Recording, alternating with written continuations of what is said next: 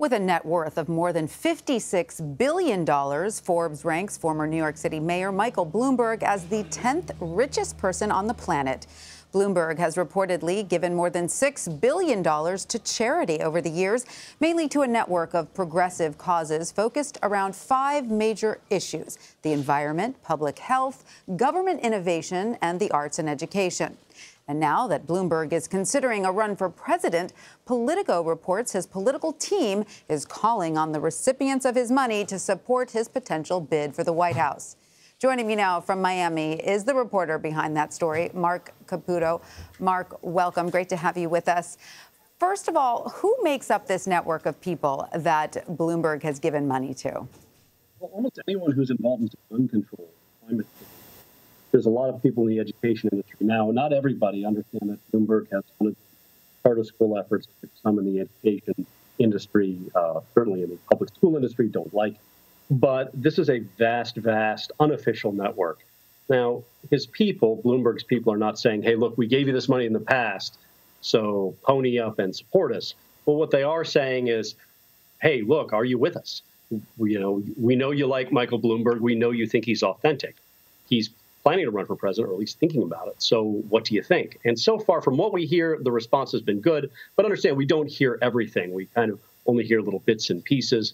One of the kind of sub-networks in this vast unofficial network that Michael Bloomberg can perhaps rely on are mayors. He's the former New York mayor. And when he was mayor of New York, he founded Mayors Against Illegal Guns. And he has since founded the American Cities Climate Challenge. And he's been giving out money and providing support to both gun control advocates and mayors fighting the effects of climate change, and also grappling with other municipal problems, which has really built up a lot of goodwill among a lot of former mayors and some current mayors. Right. The former mayor of Miami, for instance, Manny Diaz, introduced Mayor Bloomberg at yet another kind of progressive cause celebration, which was a fundraising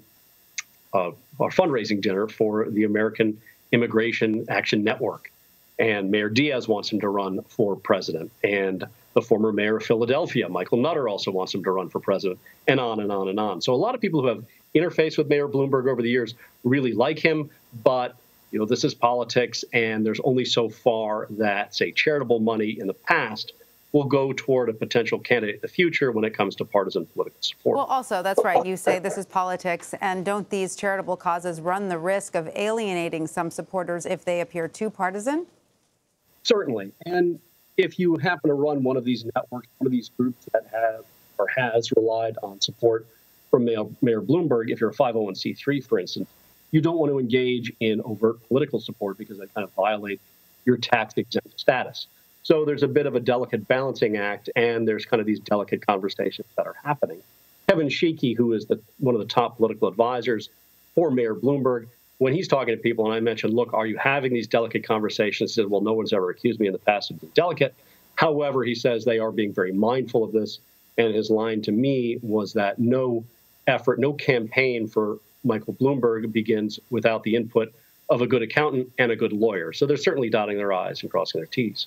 We mentioned earlier, Bloomberg has given a lot of money to progressive causes like the environment, but that still hasn't stopped him from being criticized about some of his actual positions, has it?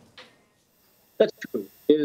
Mayor Bloomberg is at heart a moderate. He is a pragmatist. And as part of that pragmatism and that kind of moderation, he's approached things in a fashion of like, look, how can I get the most stuff done? What's the most effective use of my money? So he's given something along the order of like $218 million to help fight climate change.